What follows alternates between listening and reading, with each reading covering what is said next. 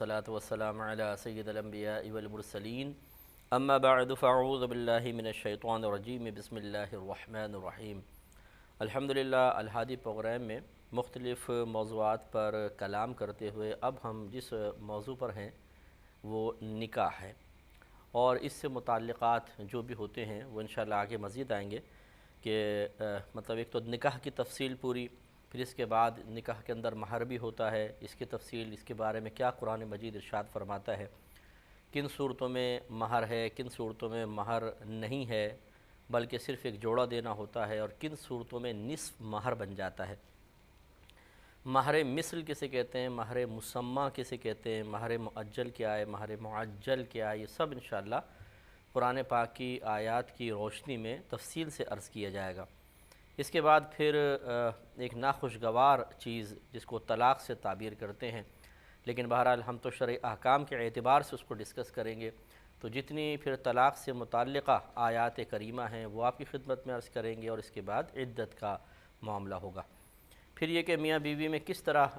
کیا آداب ہیں، کیا معاشرت کے اصول بیان کیے گئے ہیں، اس پر بھی انشاءاللہ ہم کلام کریں گے۔ تو ابھی اس کا پہلا حصہ چل رہا تھا نکاح کا باب۔ اللہ تعالیٰ نے سورہ بقرہ آیت نمبر 232 میں ارشاد فرمایا کہ وَإِذَا طَلَّقْتُمُ النِّسَاءَ، اور جب تم عورتوں کو طلاق دے چکو، فَبَلَغْنَا أَجَلَهُنَّ، پھر پہنچ جائیں وہ عورتیں اپنی عدت کی مدت تک، یعنی پوری عدت ان کی گزر جائے، تو فَلَا تَعْضُلُوهُنَّ أَن يَنكِحْنَ أَزْوَاجَهُنَّ، تو اے ان عورتوں کے سرپرستو، تم ان کو اس بات سے مت روکو کہ وہ عورتیں اپنے سابقہ شوہروں سے نکاح کر لیں۔ اذا تراضوا بینہم بالمعروف، جب کہ وہ آپس میں بھلائی کے ساتھ، اچھائی کے ساتھ، اچھی نیت کے ساتھ ایک دوسرے سے راضی ہو رہے ہوں۔ ذالک یوعظ بہ من کان منکم یؤمن باللہ والیوم الآخر، یہ اس الفاظ کے ساتھ، اس حکم کے ساتھ ان شخص کو یا ان لوگوں کو نصیحت کی جاتی ہے جو تم میں سے اللہ تعالیٰ پر اور اخروی دن پر ایمان رکھتے ہیں۔ ذالکم ازکا لکم، یہ عمل پورا کہ عورتوں کو ان کے شوہروں کے ساتھ، سابقہ شوہروں سے نکاح کرنے کی اجازت دو، یہ زیادہ پاکیزہ ہے تمہارے لیے، وَأَطْهَرُ، اور زیادہ صاف ستھرا ہے، وَاللَّهُ يَعْلَمُ، اور اللہ تبارک و تعالیٰ جانتا ہے،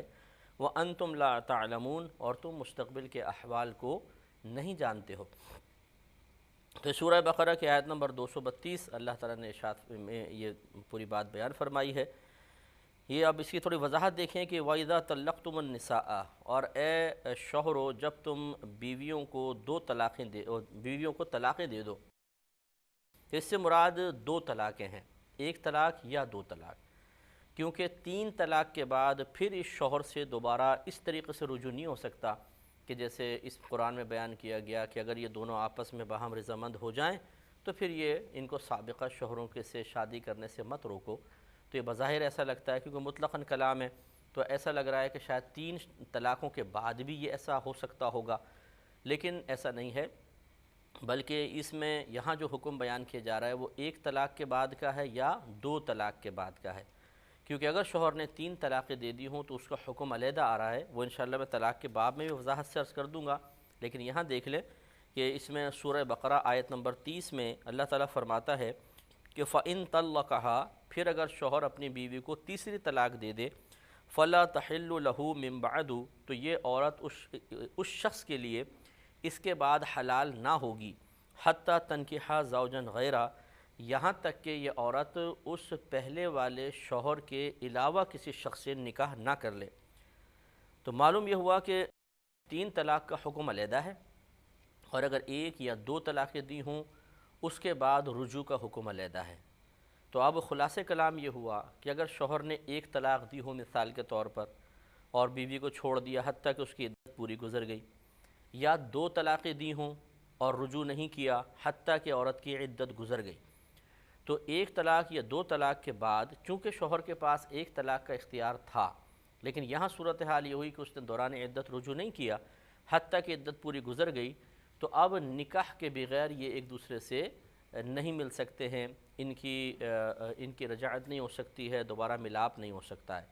لہذا بالفرض اگر شوہر نے ایک طلاق دی، عدت گزر گئی، یا دو طلاقیں دیں اور عدت گزر گئی، اب یہ دونوں باہم رضامندی سے ساتھ رہنا چاہتے ہیں، تو چونکہ ابھی تیسری طلاق باقی ہے تو بالکل یہ نکاح کرنے کے بعد ساتھ رہ سکتے ہیں۔ لیکن یہ یاد رکھیے کہ عدت گزر جانے سے یا دوبارہ ان کے نکاح کر لینے سے ایسا نہیں ہوگا کہ سابقہ طلاقیں ختم ہو جائیں۔ سابقہ طلاقیں باقی رہتی ہیں، یعنی دو طلاقیں دی تھیں تو بس اب ایک کا حق آئندہ زندگی میں ایک کا حق باقی رہے گا، اور ایک طلاق دی تھی تو آئندہ زندگی میں دو طلاقوں کا حق باقی رہے گا۔ لیکن اگر اس طرح ہو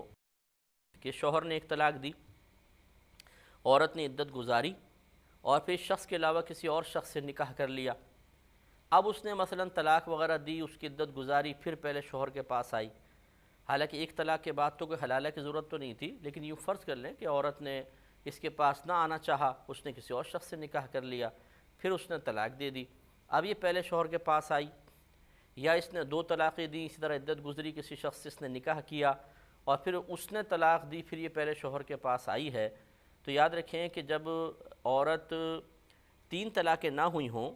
یہ تین طلاقیں بھی ہو گئی ہوں کوئی مسئلہ نہیں ہے، کہ بس خلاصہ کلام یہ ہے، اصول یہ ہے کہ اگر عورت پہلے شوہر سے فارغ ہونے کے بعد دوسرے کوئی شوہر کے پاس چلی جاتی ہے اور پھر اس سے پہلے شوہر کے پاس آتی ہے تو اس کو نئے سرے سے تین طلاقوں کا حق حاصل ہوگا، نئے سرے سے۔ تو لہٰذا اب دیکھیں دو صورتیں ہو گئیں، شوہر نے ایک طلاق دی، عدت گزری، عورت نے ابھی کسی سے نکاح نہیں کیا ہے، دوبارہ اس سے نکاح کر لیا، دو طلاقیں دیں، عدت گزری، کسی سے نکاح نہیں کیا، دوبارہ اس سے نکاح کر لیا۔ اس صورت میں جبکہ کسی اور شخص سے عورت نے نکاح نہ کیا ہو، یہ نکاح شوہر سے کر سکتی ہے ایک یا دو طلاق کی صورت میں، لیکن اس میں کوئی دوبارہ شوہر کو تین طلاق کا حق حاصل نہیں ہوگا، بلکہ جتنی طلاقیں ہو گئیں، اب یہ بس ایک طلاق یا دو طلاق کا مالک ہے۔ پہلے ایک دی تھی تو دو طلاق کا مالک رہ گیا ہے، اگر دو طلاقیں دے چکا تھا تو اب لاسٹ طلاق رہ گئی ہے، جب کبھی دے گا تین پوری ہو جائیں گی۔ لیکن اگر شوہر نے ایک دی ہو یا دو طلاقیں دی ہوں یا تین طلاقیں دی ہوں اور عورت عدت گزار کے کسی اور شخص سے نکاح کر لیتی ہے اور ان میں تعلق وغیرہ قائم ہو جاتا ہے، پھر دوسرا شوہر اس کو طلاق دیتا ہے، پھر یہ پہلے شوہر کے پاس آئے گی، تو یاد رکھیں ان ایک دو تین کوئی بھی طلاق کی صورت ہو، شوہر کو جدید دوبارہ تین طلاقوں کا اختیار حاصل ہو جائے گا۔ تو یہ تھوڑا سا آپ ذہن میں بٹھانے کی کوشش کریں گے تو بہت آسانی سے مسئلہ سمجھ میں آ جائے گا کہ یہ یاد رکھیں کہ جب عورت ایک شوہر سے فارغ ہونے کے بعد دوسرے شخص سے شادی کر کے تعلق قائم کر لے تو سمجھ لیجئے کہ دوسرا شوہر پہلے شوہر کے لیے حل جدید پیدا کرتا ہے۔ حل معنی حلال ہونا، جدید معنی بالکل ایک نئے سرے سے نیا حلال ہونا، اور جب عورت پہلی مرتبہ شوہر کے لیے حلال ہوتی ہے وہ سمجھ لیں تین طلاق کا مالک ہوتا ہے۔ اسی طریقے سے جب یہ دوسرے شوہر سے واپس آئے گی شوہر تین طلاق کا مالک ہوگا۔ لیکن اگر شوہر نے ایک یا دو طلاقیں دی ہیں اور عورت عدت گزار کے کسی شخص سے نکاح نہیں کرتی بلکہ دوبارہ اس سے نکاح کر لیتی ہے، تو چونکہ درمیان میں ایک اور شوہر نہیں آیا ہے، لہٰذا اب اس شوہر پہلے والے شوہر کے لیے کوئی حل جدید پیدا نہیں ہوگی، بلکہ وہی حل قدیم ہے۔ ایک طلاق دی تھی تو اب یہ دو کا مالک رہے گا، دو طلاقیں دی تھیں تو اب صرف ایک کا مالک رہے گا، پوری زندگی میں کبھی بھی اب ایک مزید دے دے گا، تین طلاقیں ہو جائیں گے۔ اور اگر اس نے تین طلاقیں دی ہوتی ہیں تو پھر وہی مسئلہ ہے کہ حلالہ کے بغیر پہلے شوہر کے پاس نہیں آ سکتی، جو ہم باب طلاق میں اور تفصیل کے ساتھ عرض کر دیں گے۔ تو خلاصہ کلام یہ ہوا، واضح ہو گیا کہ سورہ بقرہ کی جو میں نے آیت نمبر 232 آپ کو سنائی ہے، اس میں گویا کہ اللہ تعالیٰ یوں فرما رہا ہے کہ وَإِذَا طَلَّقْتُمُ النِّسَاءَ، اور جب تم اپنی بیویوں کو ایک طلاق یا دو طلاقیں دے چکو، فَبَلَغْنَا أَجَلَهُنَّ، پھر وہ عورتیں اپنی مدت عدت تک پہنچ جائیں، یعنی پوری عدت تمام کر لیں، تو اب یہ سرپرستوں سے خطاب ہے۔ اللہ تعالیٰ اس بچی کے ماں باپ سے، یہ جو بھی اس کا کفالت کرنے والا ہے، جو اس کے تمام معاملات کی دیکھ بھال اس وقت کر رہا ہے، ان سے خطاب کرتے ہوئے اللہ تعالیٰ نے فرمایا کہ فَلَا تَعْضُلُوهُنَّ، تو اے سرپرستو تم ان عورتوں کو، ان بچیوں کو، ان طلاق یافتہ لڑکیوں کو مت روکو، أَن يَنْكِحْنَ أَزْوَاجَهُنَّ، کہ یہ اپنے انہی سابقہ شوہروں سے نکاح کر لیں، اِذَا تَرَاضَوْا بَيْنَهُمْ بِالْمَعْرُوفِ، جبکہ وہ دونوں، ان کے ادھر والے دونوں باہم رضامندی سے بھلائی کے ساتھ ایک دوسرے سے راضی ہو چکے ہوں۔ اب اس میں دیکھ لیں، معلوم یہ ہوا کہ اللہ تعالیٰ فرما رہا ہے کہ اگر لڑکی کا ذہن پہلے شوہر کی طرف ہی ہے تو پھر اس سے نکاح سے نہ روکو، جبکہ یہ باہم رضامندی سے اور بھلائی کے ساتھ دونوں مل رہے ہوں۔ تو معلوم یہ ہوا کہ سب سے پہلے تو سرپرستوں کو چاہیے کہ یہ ایک ذہن نہ بنا لیں کہ اگر پہلے والے شوہر نے 1 یا 2 طلاقیں دی ہیں تو ہم کبھی بھی اب بچی کو واپس نہیں جانے دیں گے۔ یہ غلط ہوتا ہے۔ خود اللہ تبارک و تعالیٰ اس کو بیان فرما رہا ہے کہ تم ان کو نہ روکو اگر بچی راضی ہے۔ اور اس سے معلوم ہوا کہ دیکھیں یہاں نکاح کی نسبت لڑکی کی طرف کی جا رہی ہے، اَن يَنْكِحْنَا أَزْوَاجَهُنَّ، تو اے سرپرستو تو ان بچیوں کو نہ روکو کہ یہ اپنا نکاح سابقہ شوہروں سے کر لیں، اس بات سے آپ نہ روکیں۔ اس کا مطلب یہ ہوا کہ لڑکی کو مکمل طور پہ نکاح کرنے کا اختیار ہوتا ہے جب وہ عاقلہ ہے، بالغہ ہے، خود مختار رکھی گئی ہے اس میں، تو گھر والوں کو چاہیے کہ اس راہ میں رکاوٹ نہ بنے۔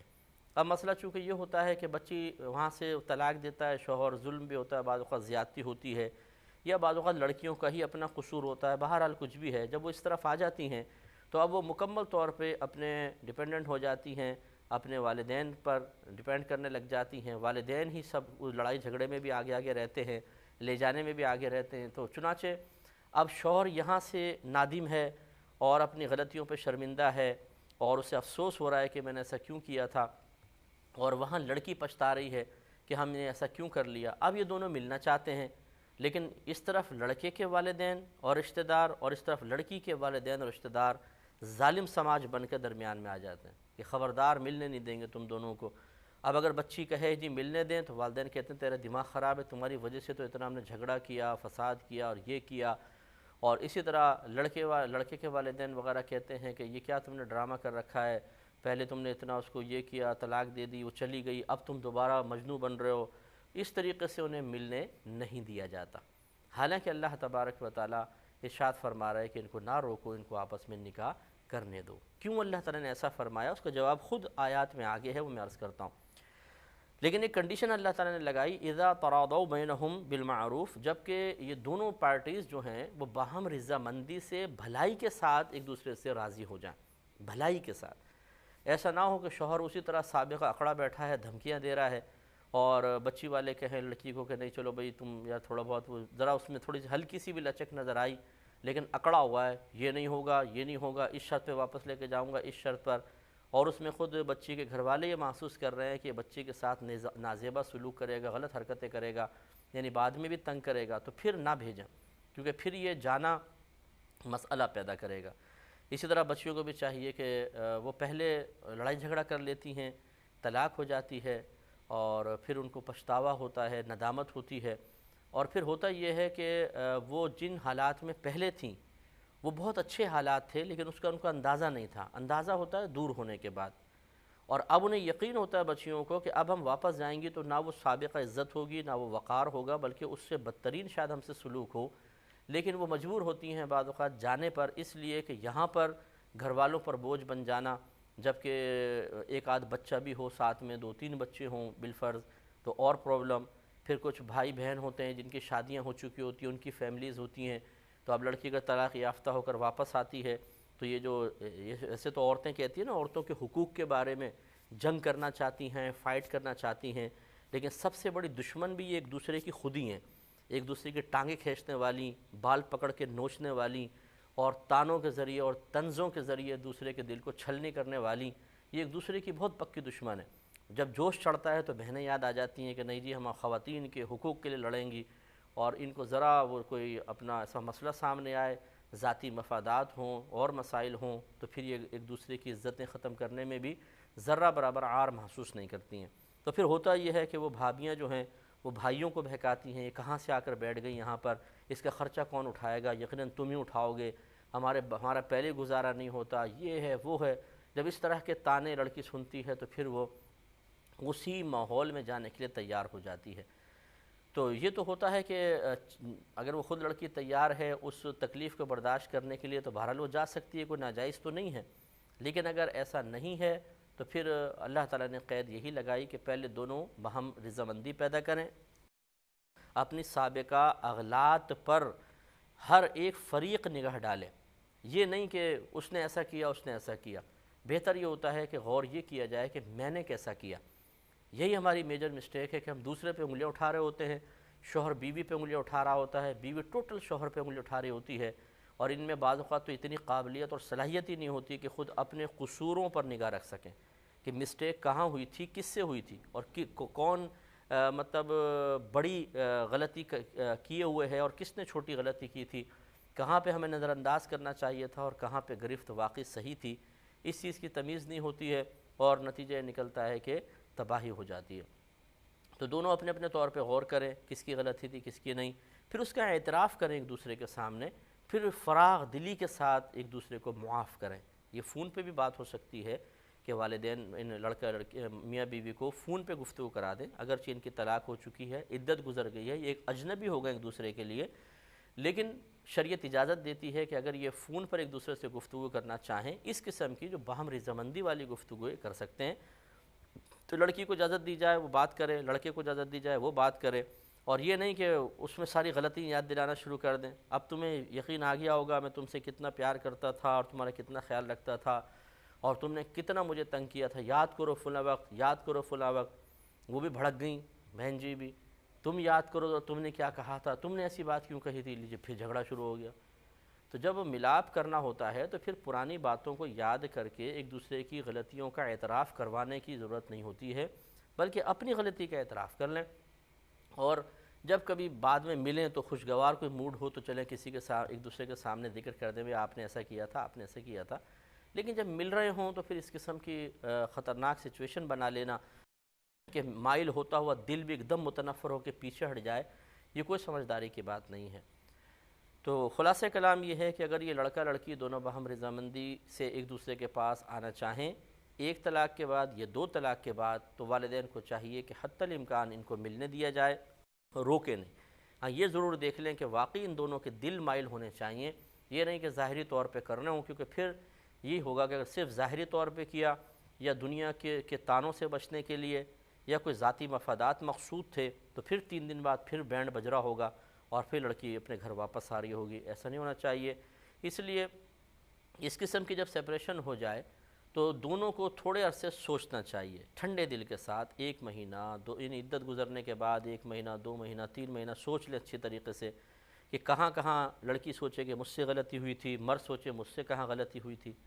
اب وہ پھر دونوں اس پہلو پہ سوچیں کہ جب ہم دوبارہ مل جائیں گے تو ہو سکتا ہے کہ مرد پھر وہی غلطی کرے، اور عورت یہ سوچے کہ مرد سوچے کہ عورت شاید دوبارہ وہی غلطی کرے، عورت سوچے شاید میرا شوہر دوبارہ یہ غلطی کرے. تو اس پوائنٹ پہ پھر دونوں غور کریں کہ پھر ہم کس طریقے سے اس غلطی کو اب نظر انداز کریں گے یا اس کے لیے کوئی بہتر لاہ عمل اختیار کیا جائے کہ وہ غلطیوں کا سلسلہ رک جائے، یا پھر ہم قوت برداشت پیدا کر لیں اور ان غلطیوں کو نظر انداز کریں تاکہ ہم مل سکیں. یہ جب پوری ایک پلاننگ پورا پلان کرنے کے بعد پھر جب ملیں گے تو اس میں دوام اور ہمیشگی ہو سکتی ہے. انشاءاللہ مزید اس پہ کلام جاری رہے گا نیکسٹ پروگرام میں. وآخر دعوانا ان الحمدللہ رب العالمین.